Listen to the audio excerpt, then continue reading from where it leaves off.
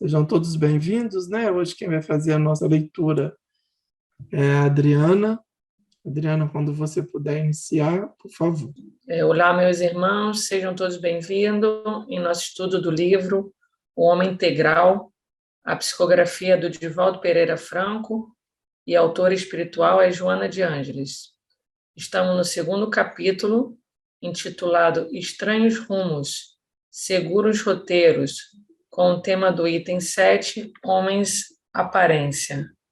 A falta de uma consciência idealista na qual predomina o bem geral, sem os impulsos egoístas que trabalham em favor do imediatismo, torna difícil a realização da liberdade. Para lográ-la até a plenitude, faz-se mister um seguro conhecimento interior do homem, das suas aparições e metas, bem como os instrumentos de trabalho com os quais pretende movimentar-se. Ignorando as reações pessoais sempre imprevisíveis, facilmente ele tomba nas ciladas da violência ou entrega-se à depressão, quando surgem dificuldades e as respostas ao seu esforço não correspondem ao anelado. Incapaz de controlar-se, mantendo uma atitude criativa e otimista, mesmo em face dos desabores. A liberdade lhe transforma em uma conquista vazia, cuja finalidade é permitir-lhe extravasar os impulsos primitivos e as paixões agressivas, em atentado cruel contra aquilo que pretende, o anseio de ser livre. O homem livre sonha e trabalha, confia e persevera, semeando um tempo próprio à feliz colheita provenidora.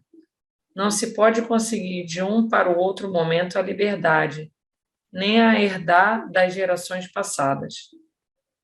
Cada indivíduo e conquista lentamente acumulado, experiências que amadurecem o discernimento e a razão que se utiliza no momento de vivenciá-las. Ela começa na escolha a si próprio, conforme o enunciado cristão do amar ao próximo como a si mesmo. E se ama, porquanto não existindo este sentimento pessoal de respeito à própria individualidade, que propõe os limites do direito na medida dos deveres executados. Não se pode esperar consideração aos valores alheios, como com a consequente liberdade dos outros indivíduos. Em amor a si mesmo ergue o homem aos patamares superior da vida que a sua consciência idealista descortina e os seus esforços, seu esforço produz. Meta a meta, ele ascende, fazendo opções mais audaciosas no campo do belo, do útil do humano, deixando pegadas indicadoras para os indecisos da retaguarda. Sua personalidade se ilumina de esperança e sua conduta se permeia da paz. Lentamente são retiradas as aparências do conveniente social, do agradável estatuído, do conforme desejado, para que a legítima identidade apareça e o homem se torne o que realmente é. É claro que nos referimos às expressões de agradecimento, engrandecimento, que normalmente permanecem enclausuradas no íntimo, sem oportunidade de exteriorizar-se, soterradas às vezes no sucessiva camada de medo, de indiferença e de acomodação. Tá bom, Adriana. Tá bom? Obrigado. Por enquanto tá bom, para não te cansar demasiadamente. Primeiramente, boa noite, gente. Boa noite, Acabei não saudando vocês, porque estava aqui meio entretido. Esse texto inicial, a Joana continua falando sobre a liberdade, que nós já discutimos no texto anterior, né? Por 2 estudos a gente vem discutindo essa questão da liberdade, etc. E aí, nessa primeira página aí, a Joana ainda faz um preâmbulo sobre a liberdade. E já nesses 2 últimos parágrafos é que ela vai começando a falar sobre o tópico que realmente faz referência ao capítulo ou subcapítulo. E aí eu deixo para vocês fazerem algum comentário, algo que chamou a atenção de vocês, porque eu acredito que, em relação a essa questão de liberdade, já foi bem dissecado nos estudos anteriores. Mas, se vocês quiserem fazer alguma outra colocação, fica à vontade. Só lembrar que quem precisar do texto novamente, a gente coloca aqui, tá bom? Quem não tiver com o texto aí. Caso ninguém queira fazer mais nenhuma colocação sobre a questão da liberdade, porque, assim, eu vou ficar aqui esperando o feedback de vocês, porque, assim, a gente já discutiu bastante sobre, né? Então, meu repertório meio que está esgotado para falar de liberdade, né? Já foram 2 estudos falando de liberdade, mas a partir da deixa de vocês, a gente pode desenvolver um pensamento aí. Mas, por enquanto, é basicamente isso que nós já discutimos, né? A questão de ser livre. E eu só queria chamar a atenção para essa frase que a Joana traz de Jesus, né? Onde ela sintetiza a liberdade dentro dessa frase, amar ao próximo como a si mesmo, né? Aquilo que nós já discutíamos nos estudos anteriores acerca de respeitar o direito do outro, né? O direito do outro começa, né? O meu direito, na verdade, ele termina quando o do outro começa. Então, é justamente essa síntese aí, né? Quando você se ama, você ama o outro também. Quando você se respeita, você respeita o outro. Então, tudo começa e tudo parte de nós mesmos, né? Então, esse autocuidado, esse autoamor, ele vai se externalizando para as demais pessoas e para a criação como um todo. O que mais me chamou a atenção nesse texto é justamente quando ela fala sobre esse amor que você está citando aí, que é a indicação de Jesus, né? Amar o próximo como a si mesmo. Ela fala que esse amor a si mesmo ergue o homem aos patamares superiores da vida, que a sua consciência idealista descortina e seu esforço produz. Meta a meta, ele ascende, fazendo opções mais audaciosas do campo do belo, do útil, do humano, deixando pegadas indicadoras para os indecisos da retaguarda. Que bonito a gente ouvir isso de Joana, né? Ela resume aí o nosso crescimento, a nossa ascensão, o nosso self, né? Ela resume isso com tanta beleza, com uma forma, a gente ouve isso, ou a gente lê isso, e a gente percebe onde eu estou em relação a isso, ou como eu estou em relação a isso. Porque eu sempre tenho um olhar positivo sobre as análises, sobre as coisas. Eu sempre olho da seguinte forma: eu estou melhor que ontem. Eu estou melhor do que há 5 anos atrás. A minha consciência ela está mais aberta às reflexões e eu estou conseguindo deparar com mais facilidade com o belo.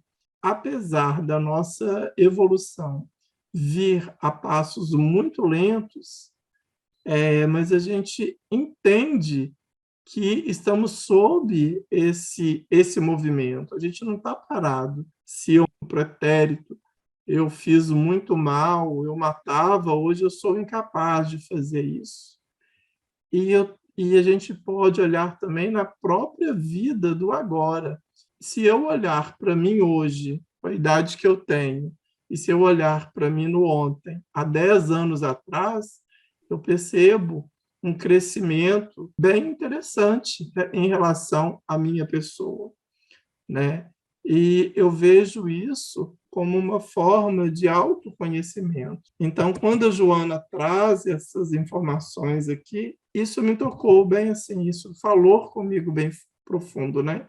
Quando ela fala que a esperança e a sua conduta se permeia de paz, que é o nosso ideal, né?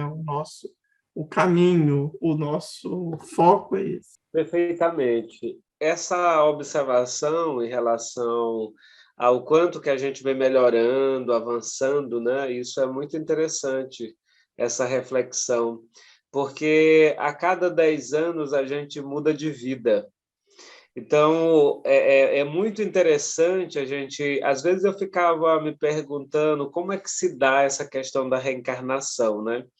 E às vezes eu ficava confabulando comigo mesmo e ficava pensando da seguinte maneira: como é você ter vivido num outro contexto diferente do de hoje? Como é você ter tido um outro corpo diferente desse que você tem agora? Estar inserido em uma outra configuração que não essa?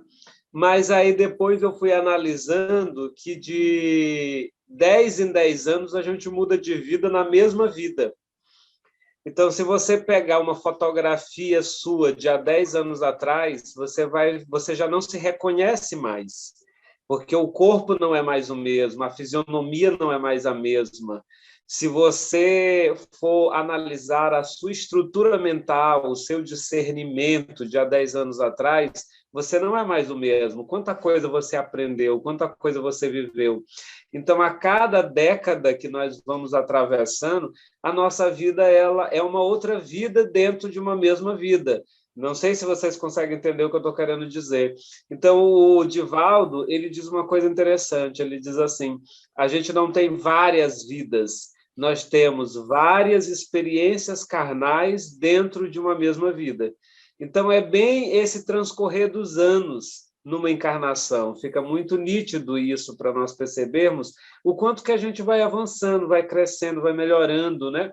Então, eu estava também fazendo essa reflexão, Aldeni, de há 10 anos atrás, porque há 10 anos atrás nós estávamos no ano de 2012. Então, assim, olha só quanta coisa, né, modificou, né, de lá para cá, quanta coisa a gente viveu de diferente, quanta coisa a gente aprendeu, quanto a nossa cabeça se modificou. E tem uma frase do Einstein que eu acho muito legal, ele diz assim: a mente que se abre a uma nova ideia jamais volta ao seu tamanho original. Então, essa ideia da expansão, né? Então, quando você aprende uma coisa nova, quando você entende, discerne algo novo, a gente nunca mais volta para aquele tamanhinho, né? Meio que insignificante, meio desprezível. A gente vai expandindo, vai crescendo e nunca mais retorna a essa consciência embrionária. Isso é muito legal da vida, né? Então, é bem isso que a Joana está colocando aqui para a gente. Você faz uma observação muito assertiva quando ela diz: meta a meta, ele ascende, fazendo opções mais audaciosas no campo do belo, do útil, do humano, deixando pegadas indicadoras para os indecisos da retaguarda, né? Isso é muito bonito e muito interessante do ponto de vista da nossa própria evolução enquanto encarnados, né? Mas aí fica aí a palavra para alguém que queira fazer alguma colocação. Carlito, olhando essa temática, a colocação de Aldeni, a sua, sim, dá para perceber assim, o pequeno amadurecimento que a gente vai vivenciando de tempos em tempos, né? Mas o principal que eu consigo alcançar nesse momento, nessa reflexão que a gente está fazendo, é que quanto mais conhecimento a gente vai encontrando pela frente, mais a gente percebe o quão imaturo nós somos. Assim, eu me vejo dessa forma. O quanto precisa ainda caminhar, o quanto... E quando eu olho para trás, nossa, se hoje eu me acho, imagina para trás. Mas, lógico, celebrando os passinhos que a gente vai dando. Hoje, naturalmente, eu também me acho bem melhor do que eu era antes. E sempre olhando para frente, porque lá no comecinho do texto, ela fala sobre a falta de uma consciência idealista, né? A gente consegue fazer planos de melhoria, tanto do ponto de vista material quanto de moralidade. A gente consegue fazer planos o quê? Para 5 anos, 10? Isso quando faz, né? Daqui a 20 anos, mas ao invés da gente fazer um plano de metas bem bem longínquas, né, enquanto espírito, para conseguir ir galgando, traçando metas mesmo daquelas que a gente vai, agora é assim, agora é assado, para tentar uma melhoria mais significativa, porque os nossos passos são de lesma, né, pelo menos os meus. Os nossos. E isso é interessante que você fala, Márcia, porque assim, eu me lembro do Sócrates, quando ele foi visitar o templo de Delfos, e quando ele dialoga com a pitonisa, né, que dá vazão à espiritualidade, aí eles falam para ele: Sócrates, você é o homem mais sábio do mundo. E aí ele fica intrigado com isso, né? Por que ele seria o homem mais sábio do mundo? Porque ele era, dentre todos da sua época, né, ele era aquele que tinha consciência da própria ignorância. Então, ele dizia uma frasezinha que está lá na Apologia de Platão, o que eu não sei, eu não fico dizendo que sei. Aí, hoje, as pessoas falam só sei que nada sei, né? Mas no original é isso, o que eu não sei, eu não fico dizendo que sei. Ou seja, é você reconhecer a própria ignorância. E o homem mais sábio é aquele que tem extensão da própria ignorância. Então, quando você coloca e diz assim, quanto mais a gente amadurece, mais a gente entende o quanto que nós ainda não sabemos de nada, isso é sabedoria. Porque o indivíduo imaturo, ele acha que já aprendeu tudo. O indivíduo infantil, no sentido psicológico, ele acha que já sabe de tudo. Inclusive, houve até um questionamento da ciência e de alguns cientistas que perguntavam assim: será que a ciência não já descobriu tudo? Será que ainda tem alguma coisa para se descobrir, né? Será que a ciência não morreu com Einstein? Mas a gente percebe que o universo é infinito, né? E infinitos são os seus conhecimentos. Tanto que no Livro dos Espíritos tem uma coisa muito interessante, Márcia, que os espíritos falam para Kardec, quando ele fala da finitude do progresso. E os espíritos falam para ele que há um fim do progresso moral, mas o progresso intelectual é infinito. Ou seja, existe um limite de progresso moral, de ascensão moral, mas não existe um limite para o conhecimento do ponto de vista do intelecto, do raciocínio, do pensamento, né? Porque Deus é a inteligência suprema, né? E suprema é também a sua criação, infinita também é a sua criação. De modo que sempre vai ter coisas para nós conhecermos, adicionais. Esse discernimento da própria ignorância nos faz sábio diante da vida.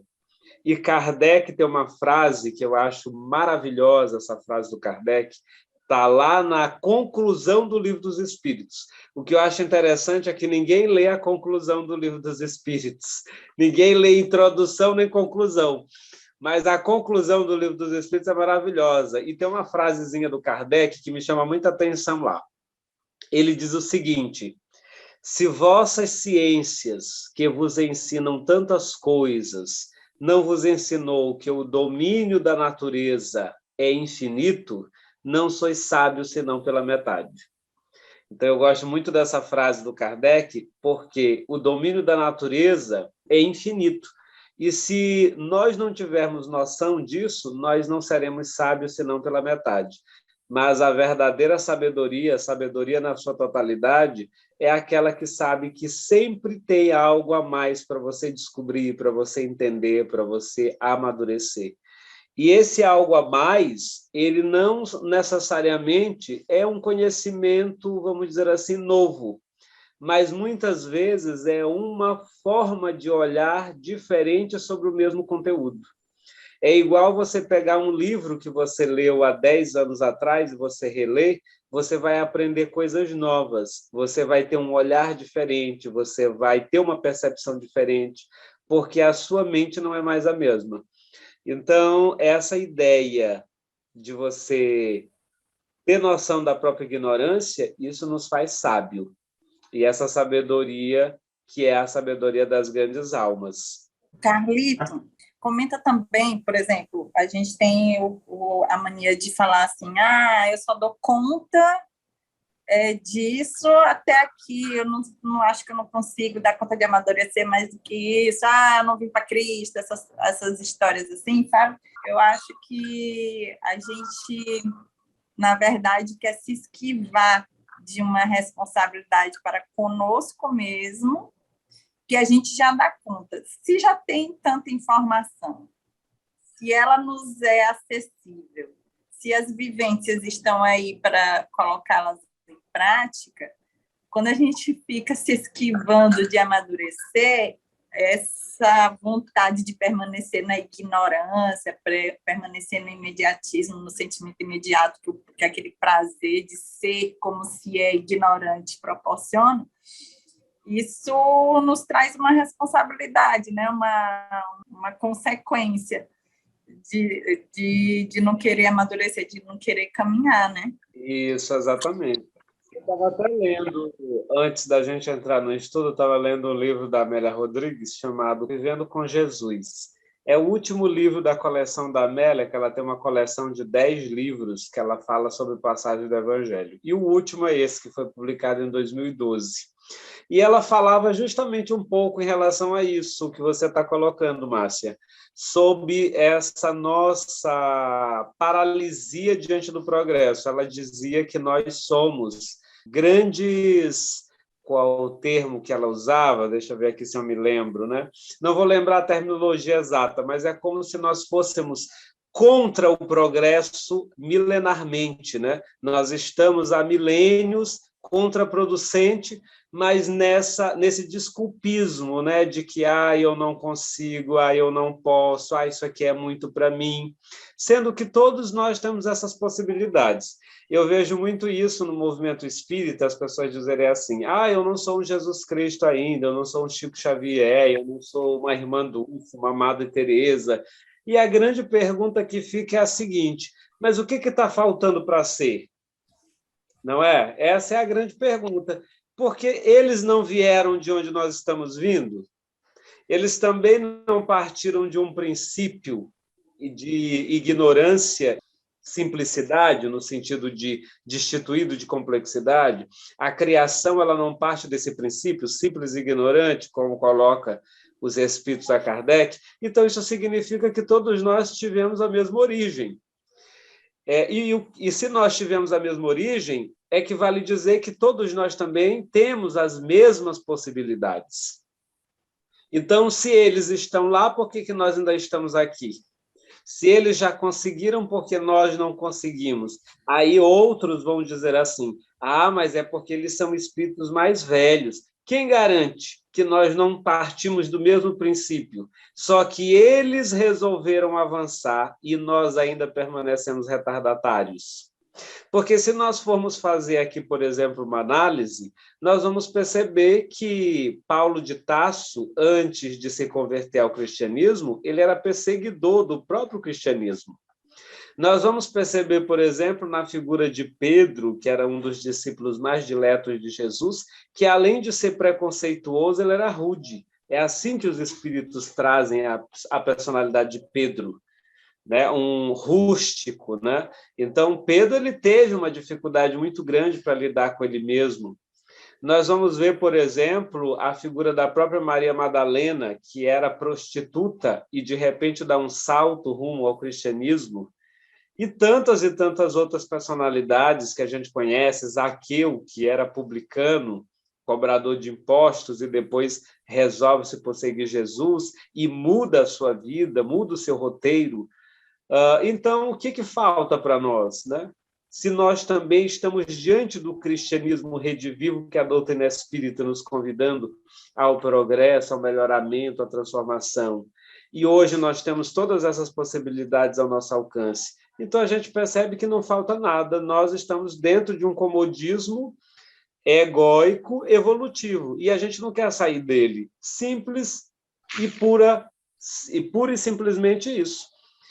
Mas isso é Carlito que está dizendo? Não, tem uma questão no Livro dos Espíritos, onde Kardec indaga que nos falta coragem, né? Nos falta força, alguma coisa nesse sentido. E os Espíritos nos dizem que não, que o que nos falta é vontade. Então, tudo é a vontade nos movimentando, né? Aquilo que o Schopenhauer vai chamar de potência, né? Potência de agir, né? Então, é essa vontade, o que nos movimenta é a vontade de querer avançar e crescer. Então, se não tem vontade, a gente permanece no local onde nos encontramos. E dentro do nosso contexto que a gente vive, existe muita preguiça moral, muita preguiça evolutiva, porque nós ainda estamos muito sintonizados com os prazeres materiais. De modo que você pode fazer uma avaliação no sentido de quantas pessoas estão dentro do centro espírita tendo contato com esses conteúdos. Todos nós estamos tendo contato com esses conteúdos, mas as pessoas ainda são materialistas, ainda são egóicas, ainda estão apegadas a todas essas coisas materiais e encontrando justificativas para permanecerem arraigadas a esses velhos hábitos. Ou seja, a gente não vê nenhum impulso na tentativa de querer modificar isso. E quando você vai e diz, minha irmã, precisa modificar esse ponto bem aqui, aí vem a contra-argumentação. Mas eu ainda sou imperfeito. Mas eu não sou Chico ainda. Mas eu não sou fulano. E aí a gente lembra de Jesus. Tudo que eu faço, vós também podeis fazer e muito mais. Então, o que nos falta é essa vontade de agir, né? O que nos falta é vontade. Nós ainda estamos muito bem acomodados na nossa zona de conforto materialista. Carlito, sabe, eu estava aqui pensando, há 2 anos atrás, antes da gente iniciar esse estudo, quando alguém me chamava de egoísta, eu me sentia super ofendido, sabe? Eu ficava com raiva da pessoa. Falava, eu egoísta? Onde? E eu brigava ali com aquela coisa e defendia. Quanta infantilidade, né? Aí, quando eu entrei nesse estudo, né, para ouvir falar sobre autoconhecimento profundo, trazido por Joana de Ângeles, eu pensei assim, gente, como eu sou egoísta. Como eu preciso trabalhar tudo isso que algumas pessoas próximas de mim falavam e que Joana está falando agora, sabe? E eu comecei, parece que abriu para mim uma oportunidade e a minha visão para a interpretação até do Evangelho foi outra, do Evangelho segundo o Espiritismo. Eu nunca tinha percebido quanto o Evangelho segundo o Espiritismo fala tanto de egoísmo e orgulho, sabe? Justamente, eu acho, por me identificar muito com aquilo, infelizmente, e achar que não, eu não tenho nada disso. E, de repente, quando eu entro aqui no estudo, eu percebo que, sim, num olhar profundo, eu percebo que, sim, eu precisava passar por esse estudo e ressignificar as coisas e olhar de uma forma diferente, até mesmo não, em especial nos meus comportamentos. Faz parte de uma ignorância e de uma infantilidade mesmo, né? Exatamente. Sobretudo quando, só para te ver, né, a nossa imaturidade em relação aos conteúdos. Você lê os conteúdos e você passa por cima deles, você não interpreta, você não acha que ele está sendo para você. Então, uma coisa que eu aprendi com Joana foi esse auto-olhar. Antes você fazia uma leitura, mas você pensava no outro, você fazia uma leitura e projetava para o outro, né? E hoje, através da Joana, a gente faz uma leitura pensando em nós mesmos. Meu Deus, isso aqui sou eu estou aqui.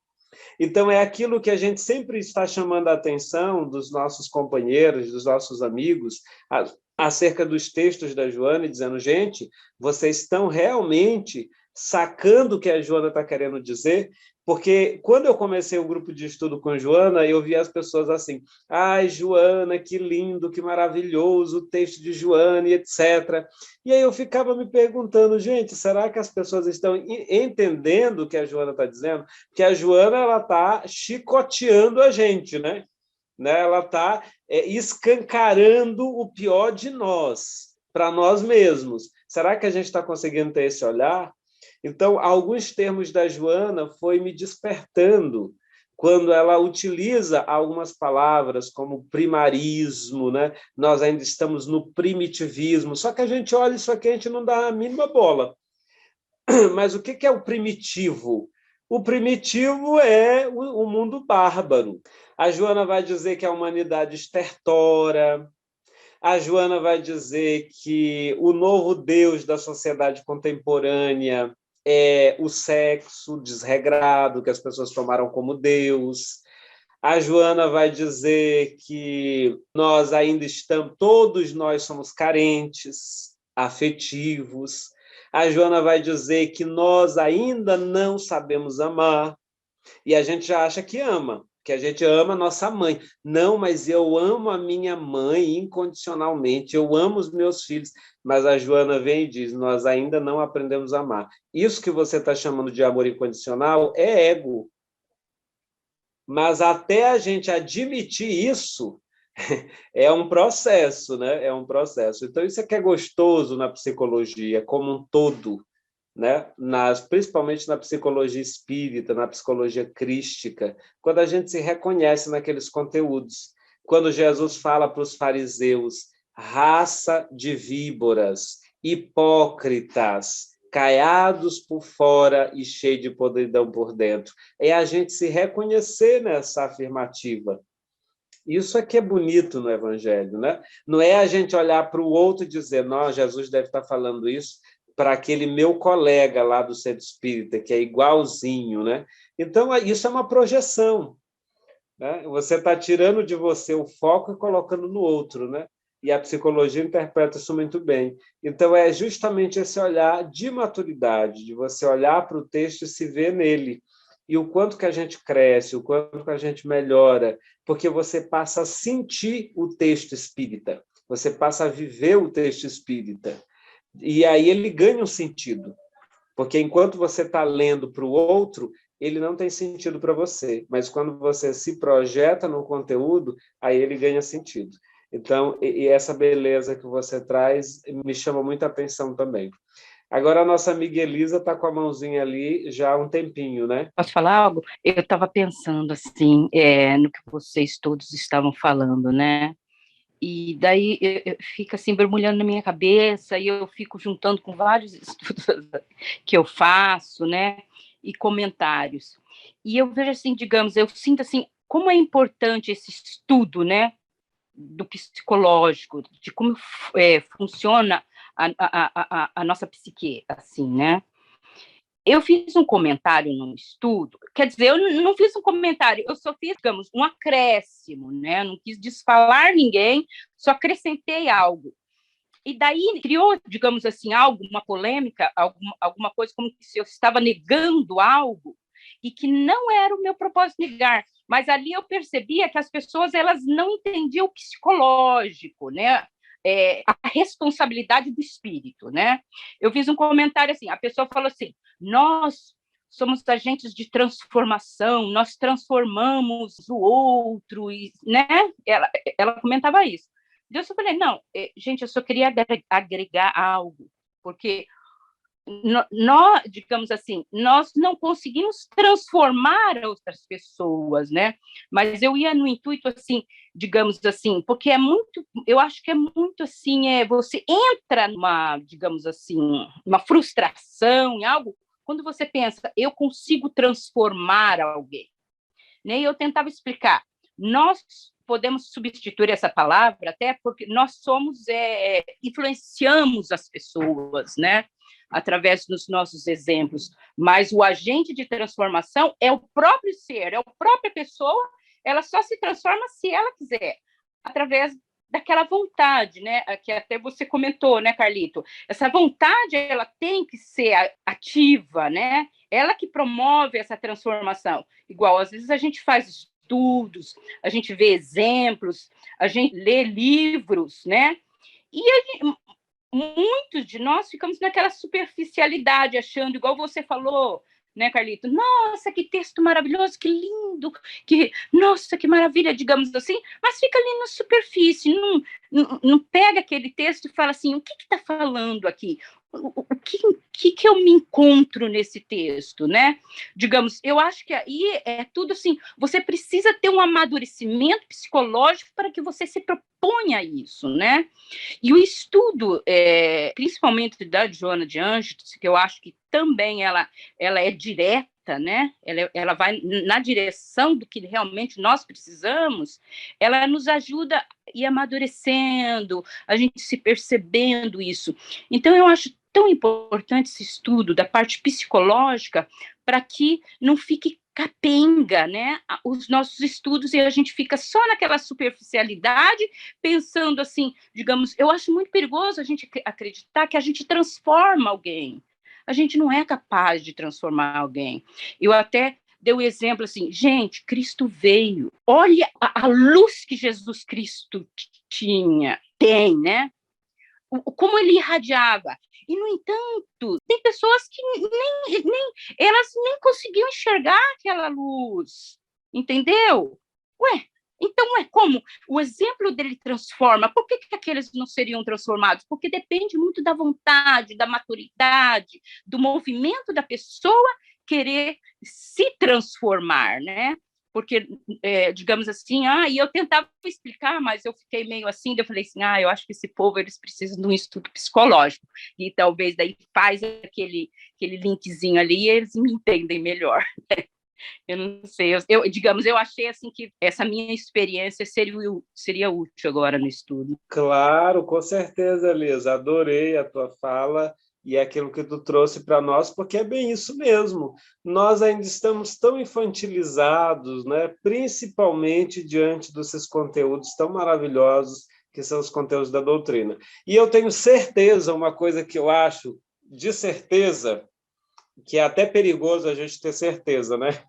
Mas quem faz parte do estudo de Joana e depois vai para outros estudos, consegue fazer essa avaliação do quanto que muitos ainda estão jornadeando na infantilidade de si mesmo falando de conteúdo espírita. Não consegue amadurecer, não consegue trazer essa proposta realmente para dentro de você mesmo. Então, quando alguém fala isso, que nós somos agentes transformadores, né? Nós somos, de fato, agentes transformadores de nós mesmos. Então, quando você coloca isso aí, coloca muito bem, é bem verdade, porque muitos tiveram contatos com Jesus, mas quem se transformou? Só aqueles que quiseram, só aqueles que se permitiram se transformar através do conteúdo. É igual um ensino, né? Você está ali.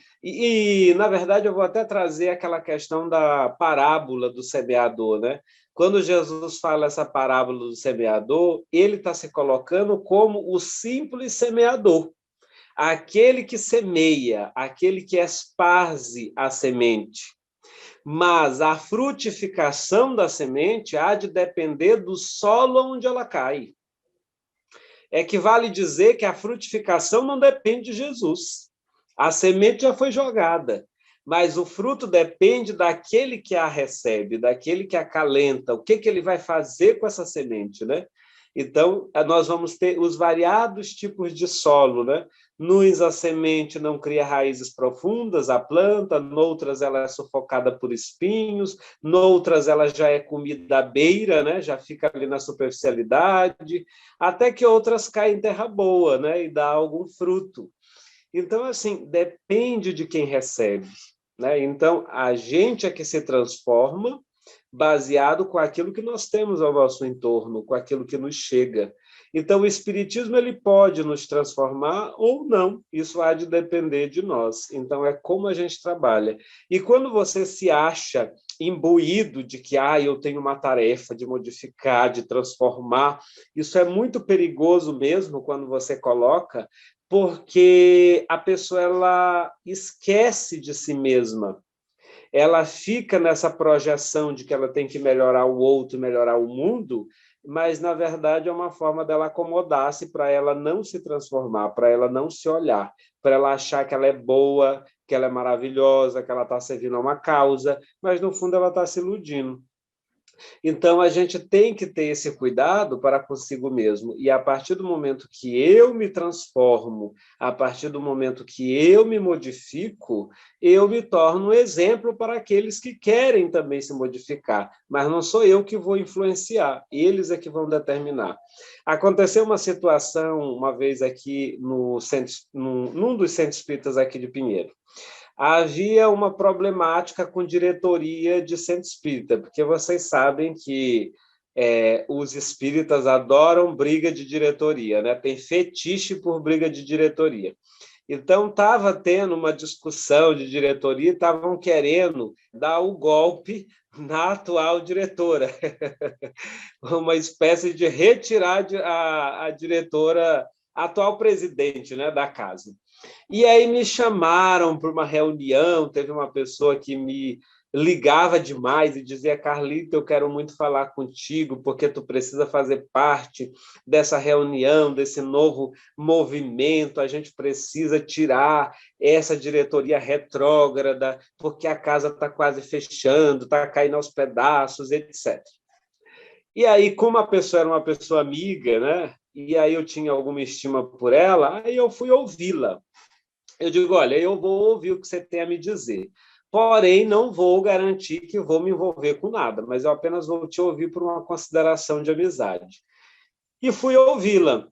E aí, dentre vários discursos que ela trouxe, um dos que ela colocava muito era de que a casa vai fechar. Se a nova diretoria permanecer, a casa vai fechar as portas.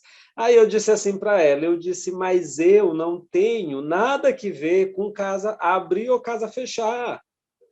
Porque se o centro espírita fechar as portas, isso é natural, é normal, tudo é um momento. A gente fica nesse afã de que não pode fechar, não pode fechar, não pode fechar. Pode fechar sim, porque a casa do caminho não existe mais. Ela fechou. Houve o tempo e ela fechou. A igreja de Antioquia também fechou. Todas as igrejas que Paulo fundou não funcionam mais. Então, a gente não tem que ter compromisso, medo das coisas. Porque a gente está à frente, a gente não pode. Claro que a gente não vai ser negligente em relação ao trabalho, mas se as circunstâncias não me permitem mais segurar determinada situação, eu não tenho que ter medo de a casa fechar ou o trabalho se encerrar. Tudo tem o seu tempo. E a gente vai carregar a contribuição que nós oferecemos. Por exemplo, o grupo Joana de Ângeles. O grupo Joana de Ângeles vai ser para sempre? Esse grupo aqui online? Claro que não, não vai ser para sempre, ele vai ter o seu tempo. E um dia, talvez, ele não vai mais acontecer. Mas o tempo que nós permanecemos juntos, o quanto nós aprendemos, o quanto nós estamos nos alimentando uns em relação aos outros, isso sim é eterno. E aquilo que você levar para dentro de você e para a sua vida é que vai te iluminar e te fazer diferente. Então, não é a casa aberta que vai me trazer luz, é o trabalho que nela eu realizo enquanto lá eu puder estar. É essa qualidade, porque é isso que vai me engrandecer para sempre. Aquela frase que tem lá no livro Nosso Lar, né? O bem que você faz é seu advogado em qualquer lugar. Então, nós temos que ter essa leveza. Porque eu só posso trabalhar se for em tal coisa. Eu só posso trabalhar se for fazendo tal atividade. Eu só posso trabalhar se for em tal centro espírita. Essa codependência. E Jesus já dizia que chegaria o dia em que o templo estaria dentro do próprio coração, né? Então, nós temos que fazer do templo espírita o nosso próprio coração. E onde nós vamos, nós carregaremos esse templo interior, através da nossa transformação, da nossa conduta, do nosso exemplo, das nossas atitudes. E entender que tudo tem a sua fase. Então, quando a gente se imbui de uma missão de querer modificar o outro, a gente se escraviza, a gente se aprisiona, e a gente não se liberta, não evolui, não avança. Porque nosso compromisso não é com o outro. Nosso compromisso é consigo mesmo. Agora, claro que a gente precisa do outro, porque para a gente evoluir, a gente precisa passar pelo outro, mas não numa codependência, não numa escravização do outro, mas no sentido de você se engrandecer e avançar. Então, quando as pessoas se colocam como figuras de salvação, de libertação, de transformação, isso é perigoso para a sua evolução, porque nós vamos perceber que os grandes vultos nunca se colocaram assim. Por exemplo, Chico Xavier nunca se colocou na condição de missionário, embora fosse. Nunca se colocou na alguém de alguém importante, embora fosse, e continua sendo até hoje, né? E quando fazia referência às suas faculdades mediúnicas, eu acho muito interessante o Chico, que ele sempre dizia assim, as minhas modestas faculdades mediúnicas. E a gente sabia o quão aquele arsenal mediúnico era potente, o quanto que ele era vasto, o quanto que ele era amplo. Mas o Chico sempre dizia, as minhas modestas faculdades, o que eu faço, qualquer um pode fazer, né? Nasce um capim, morre outro. Ou seja, nunca se colocar nessa situação de que você pode mudar alguém, pode mudar o mundo, ou se você não for, aquele trabalho não acontece, se você não estiver lá na sopa, ninguém não funciona, se você não estiver lá na reunião mediúnica, a coisa não desenvolve. Então, isso é arrogância, não é evolução. A gente pode prosseguir, ou alguém gostaria de falar mais alguma coisa? Carlita, é interessante quando a gente consegue, quando a gente começa, né? Já ao invés de projetar no outro, olhar a dificuldade, se olhar na dificuldade do outro, alguém tendo atitudes egoístas e a gente, meu Deus, eu sou igual, eu já fiz isso, eu faço isso, meu Deus, minha Nossa Senhora, que coisa feia, eu faço isso. Ao invés de fazer um julgamento do outro, a gente consegue se reconhecer no outro. Em atitudes menos valorizadas, né? Eu lembro quando eu comecei a frequentar centro espírita, naturalmente levada por sofrimento. Eu acho sofrimento algo espetacular. Dói, mas é espetacular. Porque eu acho que estava numa semana em que eles falavam, a primeira semana egoísmo, na segunda orgulho, na terceira vaidade, era todas essas mazelas morais, e eu saía de lá arrasada, meu Deus, eu sou tudo que não presta, pode me jogar na lata do lixo. E na última da semana, acho que era vaidade, eu fui com uma amiga, e a minha amiga, não, acho que eu não sou isso aí tudo não, eu sou vaidosa só assim, quando eu vou no shopping, compro um monte de coisa, e eu fiquei assim, essa menina está muito equivocada, ou então eu sou o que não presta, assim, na última geração.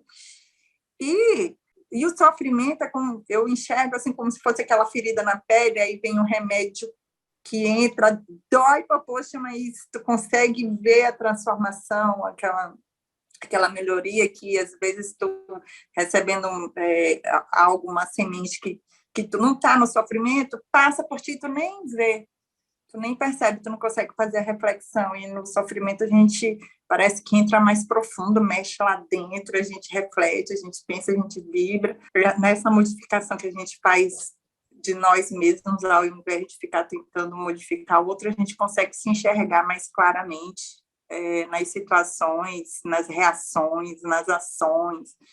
E é interessante quando nesse parágrafo que ela diz que a pessoa, ela começa na escolha de si próprio, né? Então, quando a gente vai se escolhendo, ao invés de escolher o outro, ao invés de escolher situações, quando a gente se escolhe para se modificar, para desenvolver valores que a gente percebe que são rasos dentro da gente, quando a gente se propõe a olhar os limites dos nossos direitos, tentando um benefício maior de escolher também os deveres e olhar para o outro, acho que fica mais fácil da gente conseguir dar um passinho na frente, não é? Com certeza. E essa didática que você colocou, Márcia, é a melhor didática para a gente evoluir. É você olhar na fraqueza do outro as suas próprias fraquezas, né? Essa é a grande didática. É nesse sentido que a gente precisa do outro, naquilo que eu falava, né? A gente precisa do outro para crescer nesse sentido. A gente precisa do outro para a gente se ver, porque o outro é o nosso espelho mais nítido de nós mesmos, né? Porque o que ele faz, eu também faço. O que ele sente, eu também sinto, né? Os impulsos que o outro tem, eu também tenho, né? Só que, às vezes, o meu está controlado ao sabor das circunstâncias que eu vivo, né? Porque é muito fácil você controlar a raiva quando você vive dentro de uma circunstância que te favorece isso. Mas se você estivesse na circunstância do outro, será que você reagiria diferente? Então, o outro é o meu espelho, e através dele eu vou me reconhecendo e vou avançando, vou crescendo. Então, essa é a maior didática para a gente avançar. É você ver na fraqueza do outro a sua própria fraqueza. É você ver nos limites do outro os seus próprios limites. Nas necessidades do outro as suas próprias necessidades. E se a gente fizer essa dinâmica, a gente, além de avançar mais, a gente seria mais misericordioso para com o outro. Porque o que nos faz agir de misericórdia? É quando você percebe que você também é frágil, que você também pode cair naquela mesma situação, e que futuramente você também pode vir a precisar. Então, é essas circunstâncias de fragilidade que nos levam também a acolher o outro, a ajudar o outro. Porque hoje a mão que auxilia, amanhã é a mão que está pedindo, né? É a mão que está carente de auxílio. Então, hoje nós damos, mas amanhã a gente também vai precisar. Com certeza a gente vai precisar. Então, essa dinâmica de cooperação é que é bonita. Não fazer num sentido de barganha, né? Porque eu vou fazer, porque amanhã eu quero que alguém faça por mim. Mas que a gente faça num sentido de cooperatividade, porque a gente está todo o tempo se ajudando, né? Então, é nesse sentido que a gente vai crescendo junto. Mas não criando essas codependências, né? Eu volto a dizer, de que a gente, para crescer, a gente tem que estar agarrado, algemado a determinadas situações ou a determinadas pessoas, mas que a gente possa crescer nesse sentido. Então, essa didática que você trouxe aí é perfeita. E se a gente pudesse colocar em exercício, seria maravilhoso para a nossa evolução. Aqui, já nos 2 últimos parágrafos, a Joana começa a entrar dentro do subcapítulo que a gente vai trabalhar, que é o homem aparência. Então, o que é o homem aparência? É o homem que vive do externo, né? E Jesus tem uma frase, eu já aqui coloquei algumas, né? Quando ele fala, por exemplo, da raça de víboras. O que é a víbora? É aquela que consegue se mimetizar, é aquela que consegue disfarçar-se, né? De alguma forma, camuflar-se. Então, essa daí vive de aparências, ela se camufla no ambiente, né? Quando Jesus fala, por exemplo, dos túmulos, é que vivem de aparência, estão caiados por fora, mas cheios de podridão por dentro, né? Então, Jesus também fala que o reino dos céus, ele não vem com aparências externas.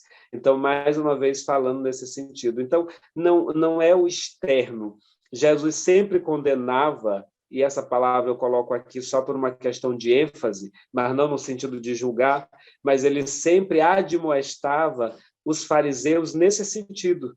Ele sempre dizia para os discípulos: não façais como os fariseus, que vão para as tribunas, que falam nas trombetas, né? Ou seja, falando dessa aparência que os fariseus tinham de religiosidade, mas que em verdade não as tinha, porque não cultuava o Deus no sentido espiritual, mas sim o materialismo, o poder e etc. Então, quantos de nós estamos vivendo dentro dessas aparências, né? Se achando religioso porque a gente está indo para o centro espírita, ou então porque a gente está indo distribuir uma sopa, ou dando uma cesta básica, mas e como é que está o coração? Como é que está o interno? Como é que está a questão do perdão? Como é que está a questão da aceitação do outro? Como é que está a questão da humildade em relação ao outro, né? Então, não adianta você dar coisas e você estar com o coração enegrecido. E Jesus já falava isso quando ele dizia: quando fores dar a tua oferenda, Volta e reconcilia-te primeiro com o teu adversário. Equivale dizer que você primeiro tem que reparar o interno para você poder fazer as manifestações de fora. Porque se você não reparar o interno para fazer as manifestações de fora, elas não têm qualidade. Entende? O nosso trabalho de fora só tem qualidade quando a gente movimenta as energias de dentro. Né? Você só é caridade quando você dá despretensiosamente. Ou seja, e o dar despretensiosamente é um movimento de dentro, é interno. Então, a gente carece de ter esse olhar para dentro para que nós não nos tornemos, na verdade, esse homem aparência. E eu me lembro que quando a gente começou o estudo da Joana, que era o livro anterior, Autodescobrimento, algumas pessoas me questionavam, no sentido de... nesse sentido aí de que, mas não é mais importante fazer a caridade, não é mais importante você doar tal coisa, né? Do que, às vezes, você fica só nessa questão de autodescobrimento, de estudo, isso não é mais uma falácia, um comodismo, você tem que ir para a periferia mesmo, você tem que ir... Entendeu? É esse tipo de confronto que as pessoas faziam. E eu sempre contra-argumentava no sentido de, se você vai fazer a caridade e você não se conhece, você não se auto-encontra, até a caridade que você vai fazer, ela pode estar comprometida, porque ela pode ser barganha, não caridade. Se você não se autoconhece, tudo aquilo que você faz de fora, ele pode estar comprometido, porque ele pode ser o contrário do que você acha que é. Às vezes, a gente fala muito de questão de prece, né? De oração, né? E nós já sabemos que orar não é verbalizar. Mas se você não se auto-encontra, se você não se autoconhece, você não vai saber distinguir se aquilo que você está falando são palavras ao vento ou se de fato é uma oração. Você só vai saber distinguir se você se conhecer, se você se olhar. Você só vai saber distinguir a sua caridade da barganha, da troca, se você se conhecer. Se você olhar para dentro de você mesmo. Equivale dizer que o autoconhecimento ele é importantíssimo, até para qualificar as nossas ações de fora. E Santo Agostinho já falava isso no Livro dos Espíritos. O autoconhecimento é a nossa chave para o progresso individual. Então, você precisa de se conhecer para você dar qualidade àquilo que você faz. E para que você realmente seja consciente daquilo que você está fazendo. Para que nós não vivamos como homens aparência. Elisa está querendo a palavra. Pode ficar à vontade, Elisa. Carlito, a gente poderia dizer que, digamos, o trabalho caritativo, né? Você vai lá trabalhar, distribuir a sopa, ou você vai ajudar lá o orfanato, que seja, pode ser um instrumento que você usa para se educar, para se melhorar, né? Mas você não pode se aferrar e se apegar nesse instrumento, valorizando mais o instrumento do que a sua própria transformação e o seu ato de ajuda, né? É como, digamos assim, porque tem, digamos assim, igual você fala, vou fazer a caridade, mas a pessoa vai naquele automatismo, ela não reflexiona sobre tudo que está acontecendo ali ao redor dela, por que ela está indo fazer aquilo, sem fazer todas essas análises, não vai mais porque é bonito fazer a caridade, porque eu estou engajado em algum projeto bacana e que não sei o que lá. Às vezes ela se perde, ela fica ali nesse por fora, né? Nessa aparência, né? De coisa boa, né?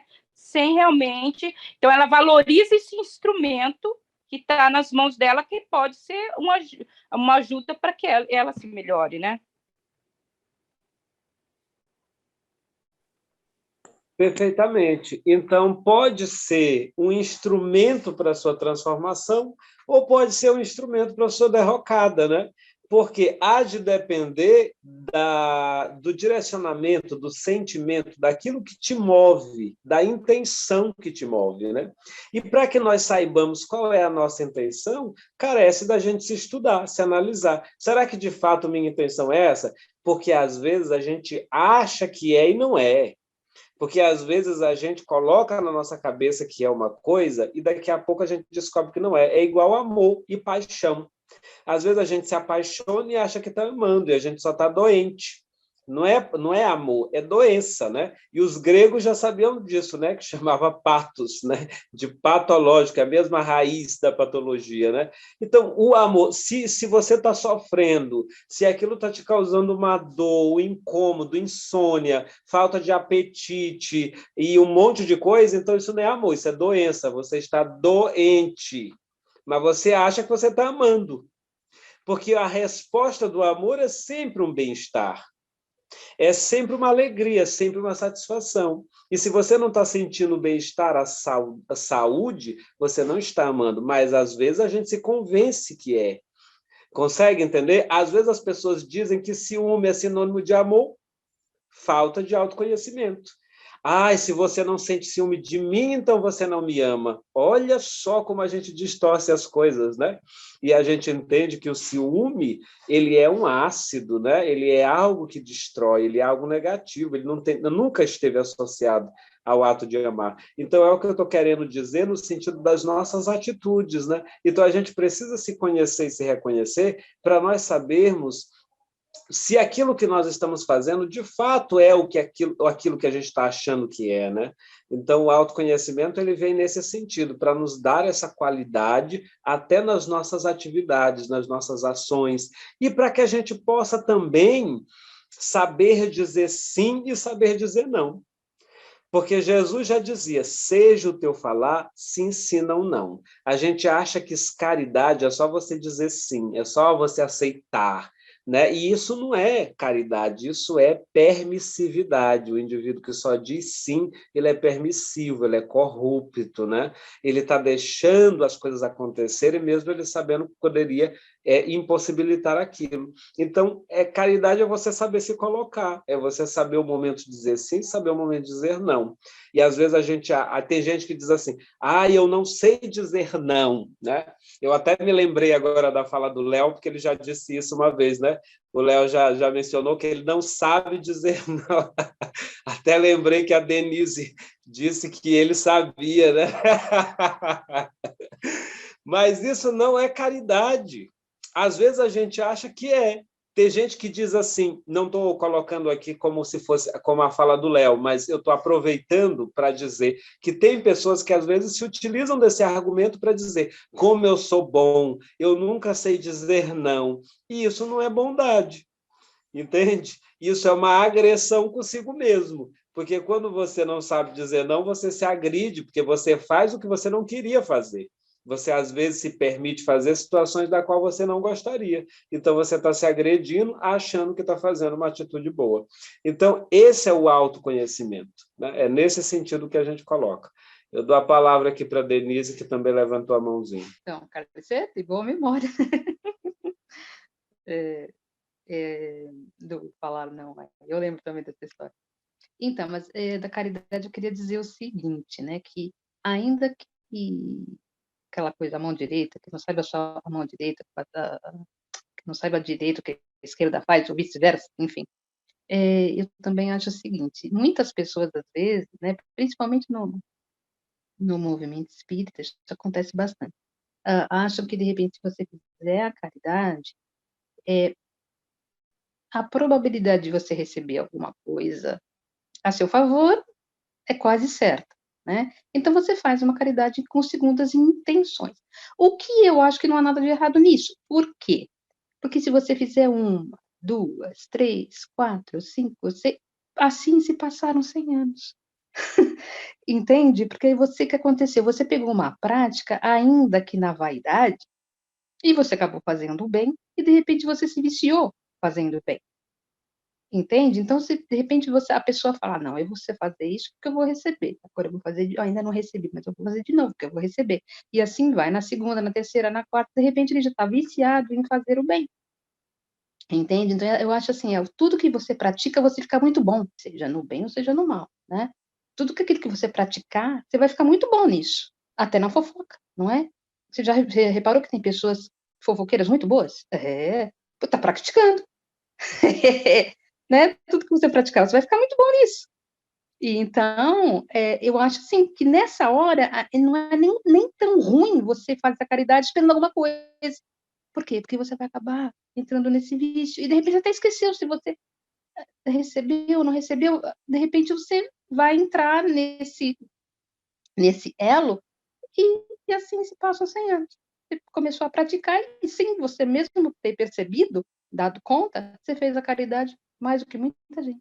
Inclusive até daqueles que realmente, né, são benevolentes, claro, mas meio que chegou junto, entendeu? Eu acho assim. É também muito válido. Lógico, com certeza. É melhor você fazer o bem por automatismo do que o mal, né? Então, é muito válido. E isso me lembra também uma frase da própria Joana, né? Uma colocação dela, quando ela fala da questão de como começar esse engajamento, né? Tanto no bem, na oração, em qualquer que seja, a mudança de atitude, né? E ela fala dessa questão da mudança do hábito, é você mudar o hábito, né? Então, você tem um hábito negativo, então troca por um hábito positivo. E, a princípio, isso vai se tornando hábito, mas a partir do momento que você vai movimentando isso, você vai movimentando algumas emoções no processo, né? Porque quando você vai fazendo a caridade por automatismo, vai chegar um momento que vai ter alguma situação que vai te tocar emocionalmente, que vai te emocionar, que vai ao encontro a alguma afetividade sua, e a partir de então as emoções vão ser trabalhadas também. E aí vai chegar o momento em que você já vai estar fazendo aquilo imbuído realmente por uma emotividade, não mais por uma questão automatista. Mas o processo é assim mesmo, é a gente ir se exercitando. Você coloca muito bem, Denise. Então, a gente tem que fazer o exercício do bem, né? O hábito do bem, até que isso se naturalize em nós, né? Até que isso seja uma proposta natural, saudável e etc., né? Então, esse movimento inicial, ele é perfeito, ele é muito saudável, né? Agora que a gente tem a lucidez disso, né? A lucidez no sentido de eu estou me experimentando, eu estou ensaiando esse processo, não já querendo se colocar como uma pessoa muito boa só porque deu uma cesta básica, né? Ai, como eu sou bom, ai, como eu sou... Ou então que você já tem muitos méritos lá em cima, né? Deixar a coisa ir acontecendo, né? Porque aí é a vaidade, né? A vaidade ser humilde. Como eu sou boa, eu ajudo tanta gente, eu sou o máximo, ninguém é tão bom quanto eu. Você é louco! Porque se você... Né? Olha, como eu sou tão boazinha, ninguém é tão bom quanto eu. Não dá, né? A vaidade da humildade, né? Isso, exatamente. Então, assim, a gente tem que ir sabendo ter essa consciência, porque nós já estamos tendo, né? Nós sabemos que nós não somos bons, mas a gente está aqui se experimentando, né? E quando a gente está no movimento espírita fazendo esse trabalho, alguns de nós, é com essa consciência de, olha, eu não sou bom, eu sou muito egoísta, mas eu estou treinando aqui melhorar, eu estou tentando me modificar. Então, é essa consciência positiva, né, de você ir se experimentando e modificando hábitos. Mas não porque você foi lá hoje e já fez uma ação, você já se sente assim grandioso, extraordinário e que você tem muitos feitos. E outra coisa que é interessante colocar na balança é a questão da qualidade, né? A qualidade do trabalho. Eu me lembro da passagem dos talentos, né? Não é nem a dos talentos, é a passagem do Senhor da vinha, que o Senhor vai chamando na primeira hora os trabalhadores, a segunda hora, e etc, etc. Até que ele chega à última hora. Cada hora do dia ele vai chamando alguns trabalhadores. Quando chega no final, ele dá o mesmo pagamento para todos, né? E os que trabalharam na primeira ficaram meio chateados, mas como assim? Nós trabalhamos mais e vamos receber o mesmo valor dos que trabalharam só uma hora? E aí essa parábola, ela fala da questão da qualidade, né? Não interessa se você trabalhou apenas uma hora, mas você deu o máximo que você pôde, você deu qualidade ao trabalho que você fez, então esse é muito válido.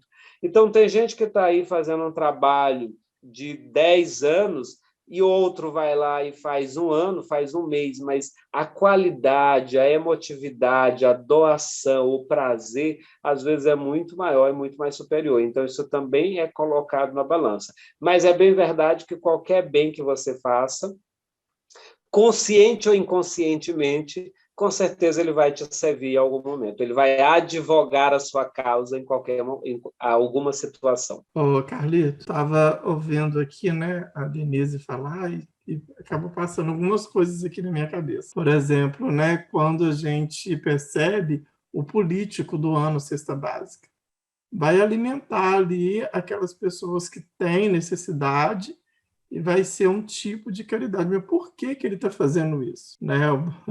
Será que ele vai realmente receber algum mérito desse ato? Porque ali só tem um interesse, né?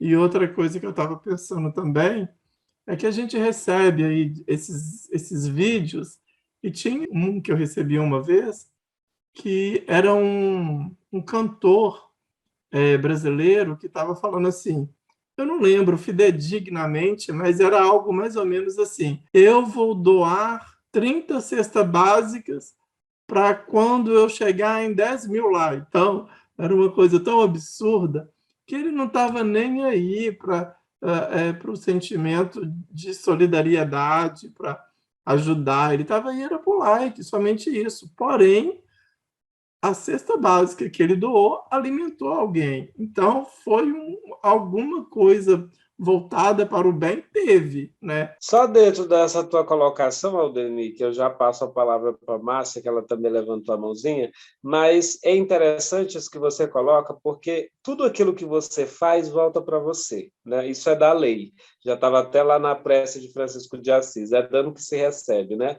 Embora você não tenha, às vezes, o mérito diretamente, ou talvez aquilo não vá te colocar numa posição de luz, porque a luminosidade é de dentro para fora, né?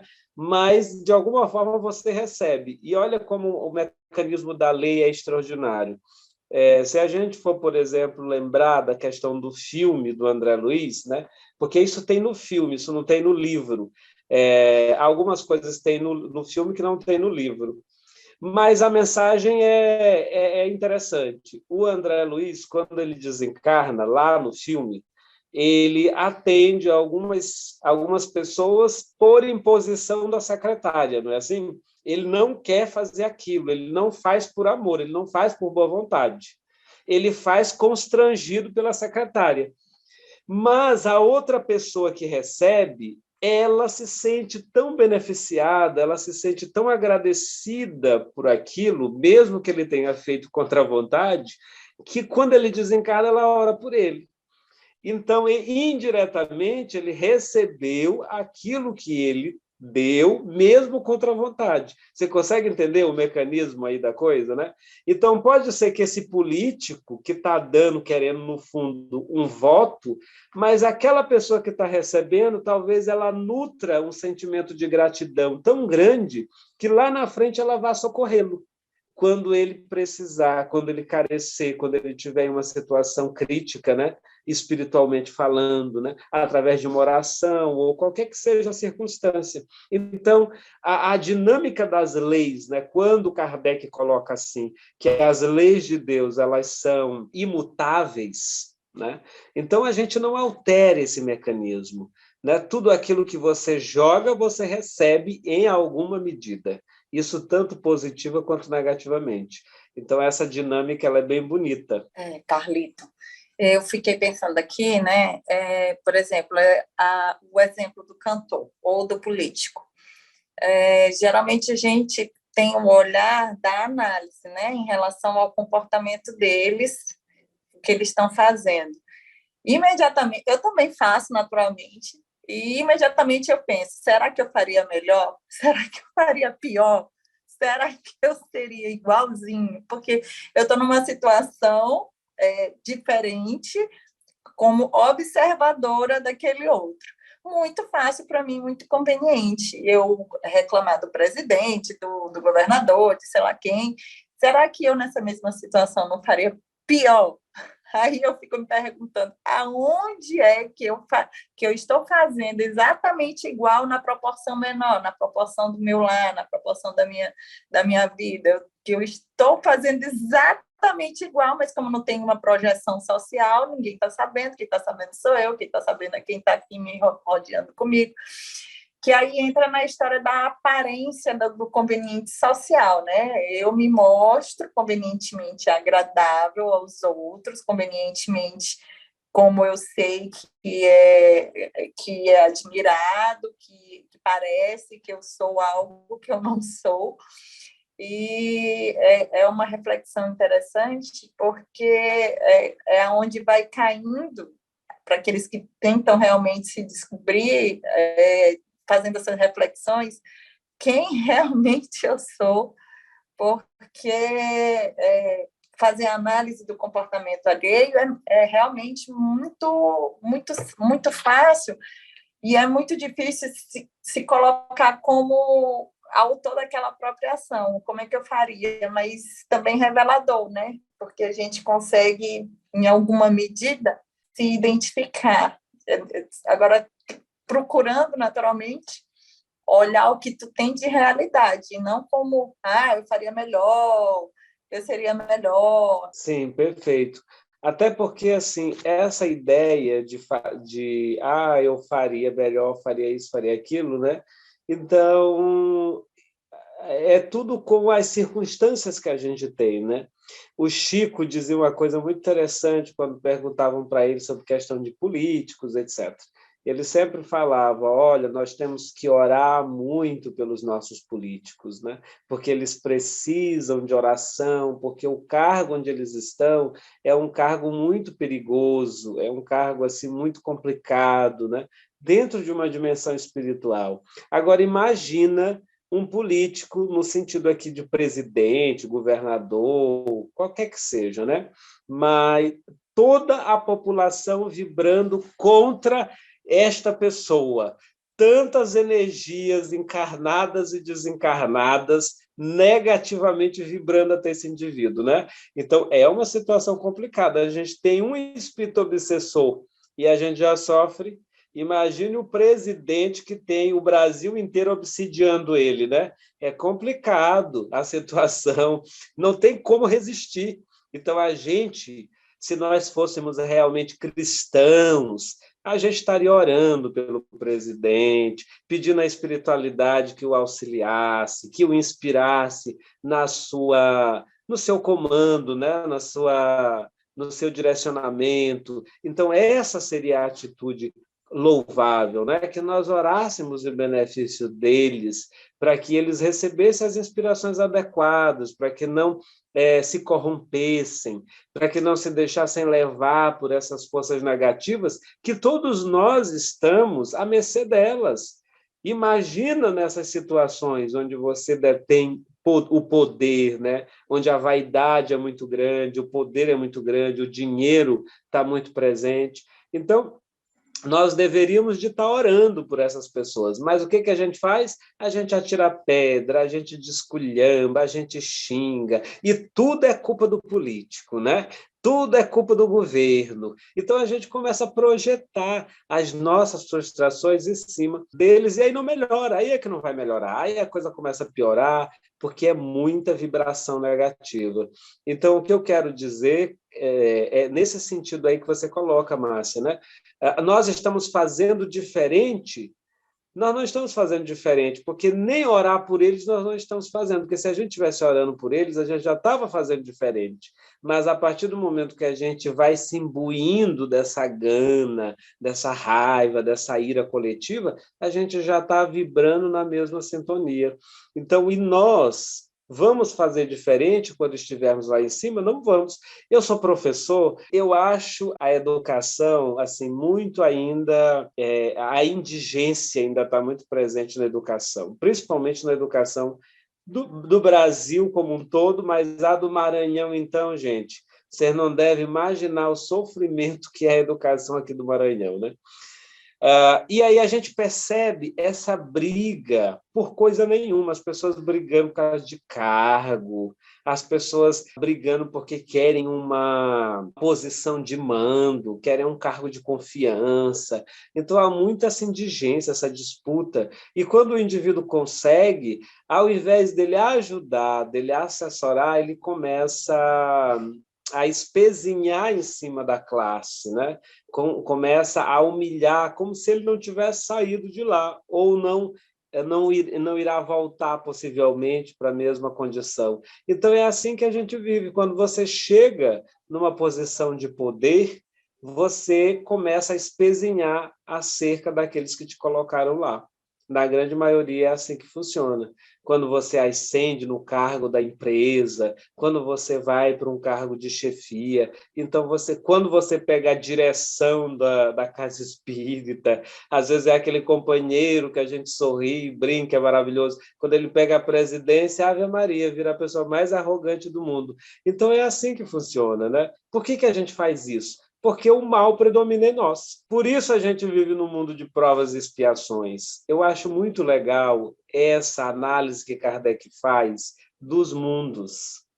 A gente não para pensar nisso. Porque quando Kardec estabelece o mundo de provas e de expiações, ele diz o que caracteriza o mundo de provas e expiações: a predominância do mal sobre o bem.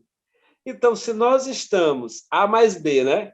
Se nós estamos no mundo de provas e expiações, e o que caracteriza o mundo de provas e expiações é a predominância do mal sobre o bem, isso significa que o mal predomina em mim. Então, não adianta a gente querer dizer que a gente é bonzinho, que a gente está com uma auréola de luz aqui sobre a cabeça, porque o mal predomina ainda em nós. Nós estamos nos experimentando nesse negócio de bem, de amor, de caridade. A gente não sabe muito bem como é isso, a gente não entende muito bem como é que faz. Nós estamos fazendo, mas a gente ainda não entendeu muito bem. Por isso a gente precisa do autoencontro, né? Do autoconhecimento. Mas nós estamos nos experimentando em tudo isso. Nós estamos saindo da barbárie e querendo experimentar o sentimento. Mas nós ainda estamos meio assim desacostumados de tudo isso. E por isso, quando a gente pega um cargo ou outro, a gente acaba reproduzindo, porque o mal está em nós. E como é que a gente observa isso? Como bem colocou a Márcia, nas pequenas coisas. Às vezes você condena a mãe, você condena a sua mãe, né? Como minha mãe era uma péssima mãe. Quando você se torna mãe, você reproduz as mesmas coisas que a sua mãe fazia, né? Então, assim, às vezes eu acho engraçado, já dando aqui a palavra para a Elisa, eu acho engraçado que os professores reclamam muito dos alunos. Porque esses alunos não prestam atenção. Porque esses alunos não se comportam. Porque esses alunos isso e aquilo. Aí, quando tem uma formação para os professores, eles se comportam iguais aos alunos. Eles não conseguem ficar 1 hora de relógio prestando atenção numa palestra, porque é chata e enfadonha. Mas os alunos têm que prestar. Olha só, né? Então, a incoerência é você não se conhecer, é você não se olhar para dentro, né? Então a gente carece de ter esse olhar. Pode falar, Elisa. Só um instantinho, rapidinho. Eu acho que tudo isso tem a ver com imaturidade espiritual. Pronto. É imaturidade espiritual, porque... imaturidade espiritual. Você pode ter 70, 80, 40, 50 anos, não é só 15, 14, não. Né? Imaturidade que pode se perpetuar, né? Até imaturidade espiritual. Pronto. Pode falar, Elisa. Tudo bem, é exatamente isso. Responde por essa nossa imaturidade espiritual, certamente. Eu acho. É que eu achei eu estava com a evangélica aqui do meu lado e eu achei uma parte que fala bem isso que a gente está conversando. Eu achei interessante trazer ela aqui, né? Que é fazer o bem sem ostentação. É uma parte que, quando fala, e eu achei que encaixou bem no comentários da Denise, né? Onde a gente faz aquele exercício de ir lá, fazer caridade como um exercício, até que a gente se se acostuma com aquilo e vai produzindo bem automaticamente, né? Mas aqui no livro ele traz essa mensagem para a gente, ó. Quando há que não prestam um serviço senão com a esperança de que o beneficiado irá gritar o benefício sobre os telhados, que na claridade darão uma grande soma e na sombra não dariam uma moeda. Por isso Jesus disse: aqueles que fazem o bem com ostentação já receberão a sua recompensa. Com efeito, aqueles que procuram a sua glorificação na terra pelo bem que fez, já pagou a si mesmo. Deus não lhe deve mais nada, não lhe resta a receber senão a punição do seu orgulho. Então, é muito importante, eu achei, lendo esse texto, que apesar de a gente usar como esse exercício da caridade, esse trabalho, a nossa responsabilidade de nos melhorar, de nos qualificar para sermos melhores nessa nossa doação, né? Que é o que o Carlito falou, né? A gente precisa se qualificar até para fazer a caridade, né? Perfeito, Elisa. Que bom que você trouxe esse texto maravilhoso do Evangelho para ilustrar com aquilo que a gente está discutindo, né? E só para já fechar, porque isso daí já vai ser o nosso fechamento, né? Porque hoje a gente discutiu sobre tantas coisas interessantes, e aí a gente vai dissecar o texto mais para frente, outros estudos, mas você trouxe essa mensagem do Evangelho que eu acredito que fecha a nossa discussão de hoje. E só para lembrar que Jesus, quase todas as vezes que fazia alguma cura, algum milagre, milagre no sentido da acepção, né, da Bíblia, mas ele sempre recomendava aos beneficiados que não comentassem a ninguém aquilo que tivesse desocorrido, né? A questão do silêncio, da discrição, né? O bem é discreto, né? O bem não é tímido, ele é discreto, é diferente. Timidez é acanhamento, é retraimento, é quase uma inanição.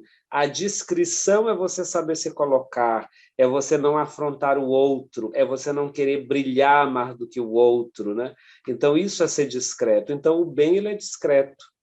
Eu lembro que, quando Jesus nasce, ele nasce com uma discrição extraordinária. A humanidade dormia e o Cristo nascia na discrição de uma gruta, de uma caverna, né? Que o evangelista vai chamar futuramente de estrebaria. Então, como foi discreto o nascimento de Jesus, né? E toda a sua vida foi uma discrição até os 30 anos. Tanto que ninguém sabe dele. Antes dos 30, quase não se sabe nada, né? Há alguns respingos. E ele soube se colocar no momento certo. Então, o bem é assim. É aquele que sabe se colocar nas horas corretas, que é discreto, né? Que não afronta, que não se exibe, que não ostenta, no sentido do texto, né? Então, é a caridade, é o bem sem ostentação, sem querer sobrepujar o outro. Então, que nós possamos hoje fazer o bem com essa discrição, com essa leveza, com essa tranquilidade, né? Entendendo que tudo aquilo que a gente faz, em silêncio, o nosso Pai reconhecerá e nos recompensará, como diz o próprio texto bíblico. Então, meus queridos irmãos, eu fico muito feliz, muito agradecido por essa discussão tão gostosa, essa interação de todos nós, essa conexão entre todos os integrantes do grupo, né? Isso é muito bom. Eu percebo que o grupo se sente muito à vontade para se colocar, para se expor, e isso nos torna muito felizes. Então, eu só agradeço, mas deixo aqui em aberto para alguém fazer alguma outra colocação, caso ainda queira fazer. Carlito, eu acho que você já até respondeu sobre isso, mas eu estava pensando aqui, né? Quando nós recebemos, né, igual você citou também, a minoria faz o certo, nós revoltamos contra isso, né? A gente não aceita. Quando a gente recebe lá no diretor da casa espírita uma pessoa legal, uma pessoa que está ali para o trabalho realmente, para o trabalho fraterno, para a casa envolvido com isso, muitas das vezes encontra muitos obstáculos, né? Porque a gente não aceita aquilo, a gente, de nós querem o quê? Querem passar pelo mesmo sofrimento acostumado de antes. Então, quando a gente tem aí um representante que faz alguma coisa e que é a minoria, nós fazemos o quê? Jogamos pedras, intolerância. Mas isso fala do mal que ainda prepondera em nós, né? Porque como a gente não quer sair das trevas, a gente quer apagar a luz. Isso quem responde já é João Evangelista, né? Logo na introdução do livro do seu evangelho. No Evangelho de João, ele diz assim: e a luz se fez e as trevas não reconheceram, né? E as trevas mataram, né, a luz. Então, assim, a luz é Jesus, né? A luz do mundo. E o que nós, as trevas, fizemos? Não o reconhecemos, né? O apagamos, entre aspas, né? Então, assim, como nós não queremos sair da nossa zona de conforto, como está muito cômodo para nós ficar aqui no mal, quando alguém brilha, o nosso primeiro movimento é de querer apagar, para que isso não fale da nossa posição. Porque quando alguém brilha, isso mostra o que para nós? A nossa condição de treva, né? Que a gente tem que brilhar também. Mas como brilhar exige muito esforço, então é melhor a gente apagar. É mais cômodo, é mais fácil, entre aspas, né, do que fazer o esforço para brilhar também. Então, todas as vezes que tem alguém que quer fazer, que está decidido por fazer, é muito mais fácil, dentro da nossa inferioridade moral, você retirar aquela pessoa, você denegrir aquela pessoa, ou você querer macular a pessoa, do que você se esforçar para fazer o mesmo, né? Para fazer igual, no sentido de também trabalhar e melhorar. Então, a gente tem essa coisa meio negativa ainda, da gente querer, tipo, tirar o outro de cena. E isso acontece com os grandes vultos da humanidade, né? Quantas e quantas críticas o Chico Xavier não recebeu, né, dentro do seu trabalho, né? De fajuto, né? De que o que ele fazia, de que ele não tinha contato com os espíritos, coisa nenhuma. Um movimento aí querendo desacreditar a mediunidade do Chico, a mesma coisa o Divaldo, mas eles permanecem, né, até hoje fazendo luz àqueles que desejam se iluminar. Mas aqueles que não desejam se iluminar permanecem nas trevas de si mesmos. Mas nós ainda vivemos esse movimento que é muito próprio da condição que nós nos encontramos. É a vulga chamada inveja. Exatamente. É a mesma resposta que os espíritos dão para Kardec, né? Fazem por inveja, né? Então, é a inveja da luz do outro. Isso me lembra, eu já até contei isso aqui para vocês, mas isso me lembra muito Paulo e Estevão, né? Porque Paulo mata Estevão por inveja. O que faz com que Paulo mate Estevão é a inveja do discurso de Estevão. Isso, Emmanuel coloca isso muito claramente na obra. Paulo fica com inveja da beleza do discurso de Estevão, porque ele tinha um poder de oratória superior ao dele. E, por ressentimento a isso, ele mata Estevão. Olha só, né? Como é sutil a nossa maldade. Então, ele não matou Estevão porque ele era cristão, ele matou Estevão porque feriu o seu ego.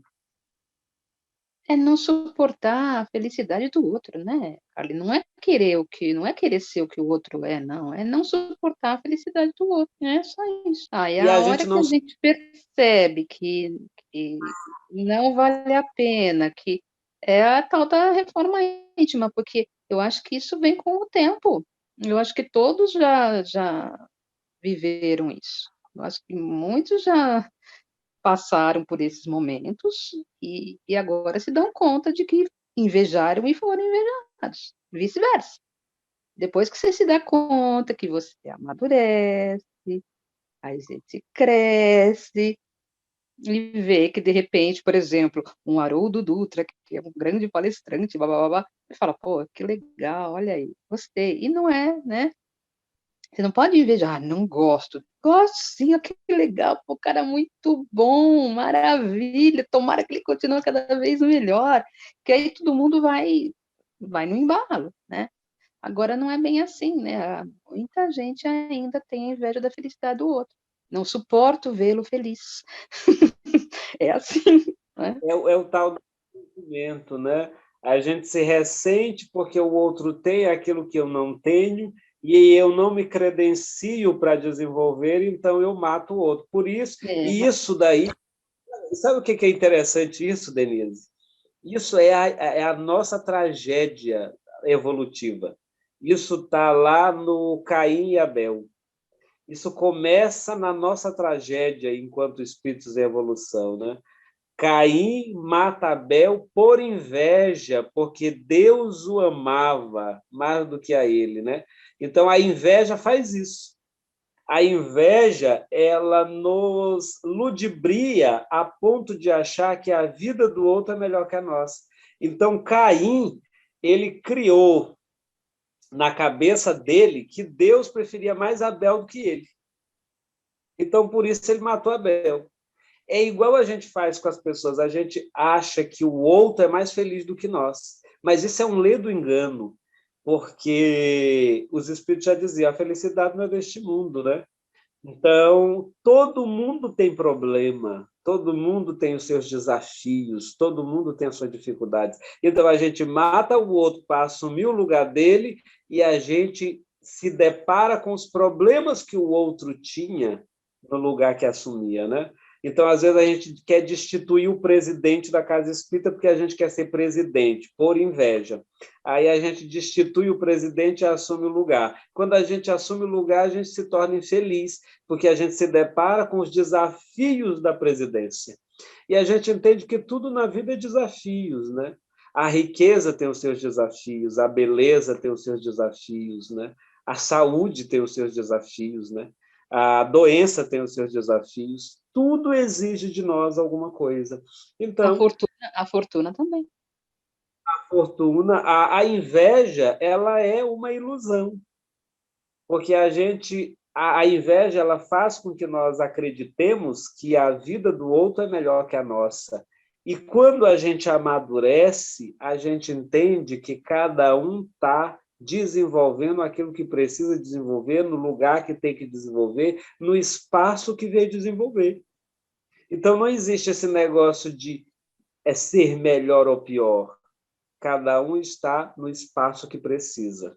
Essa que é a grande verdade. Quando a gente aceita isso e vai de encontro a isso, a gente expande, a gente cresce e a gente avança, né? Então, não é querer tomar o lugar do outro, é crescer no espaço que me cabe, porque cada um tem o seu. Então, essa ideia de querer, porque eu quero o lugar de Aldenir, eu não quero desenvolver o meu, eu quero usurpar o lugar do outro. E a gente vai estar sempre atormentado e infeliz, porque quando você vai para o lugar do outro, você se depara com os desafios que o outro tinha, e aí você deprime, e a gente vai estar sempre frustrado e atormentado. Esse é o obsessor, é aquele que é infeliz, porque ele vive de querer atormentar o outro e nisso está sempre atormentado, né? É a inveja. E essa tragédia, ela é a história da nossa evolução, né? Retratada na mitologia de Caim e de Abel.